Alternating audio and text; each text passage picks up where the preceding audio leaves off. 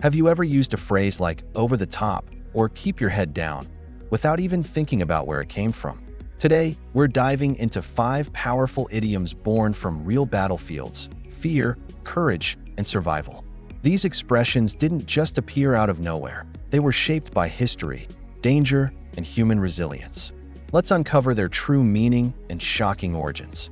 The first idiom, over the top, meaning to behave in an exaggerated, excessive, or extreme way. Origin: this idiom exploded into English during World War I.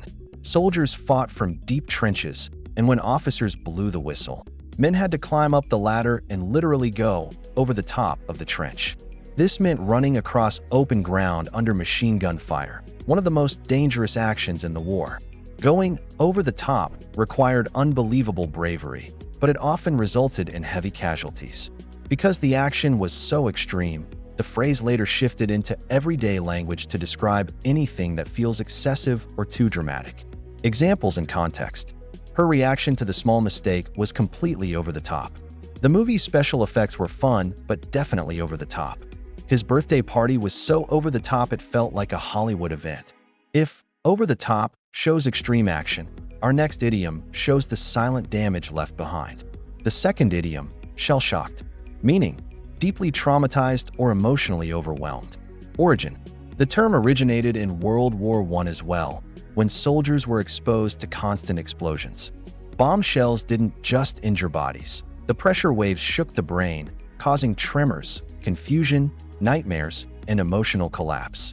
Doctors didn't understand psychological trauma yet, so they called the condition shell shock, believing the blasts physically damaged the nervous system. Over time, the word moved beyond the battlefield to describe anyone who is visibly stunned or overwhelmed. Examples and context: she looked shell-shocked after hearing the unexpected news. The team was shell-shocked after losing the finals.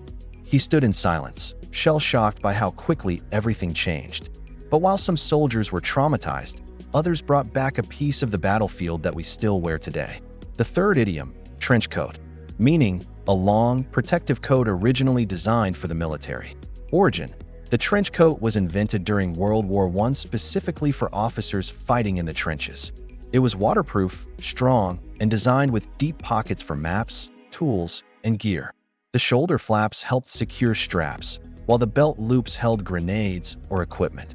After the war, soldiers continued wearing the coat, and it became a fashionable civilian item. From movie detectives to spies to everyday style, the trench coat grew from a tool of survival into an iconic symbol.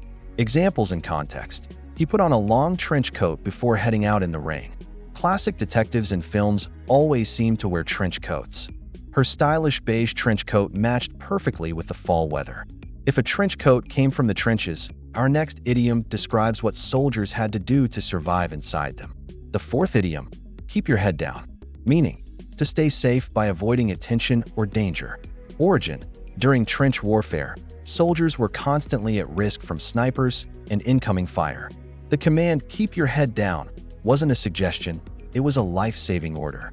Raising your head, even a few centimeters, could mean instant death.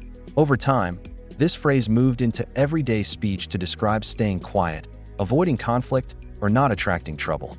Examples and context: during the argument, he kept his head down and stayed silent.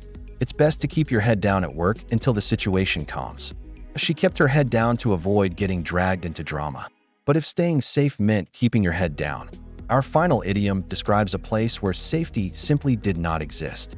The fifth idiom, no man's land, meaning a dangerous area where no one wants to be, physically or socially. Origin: no man's land referred to the deadly space between two opposing trenches in World War I.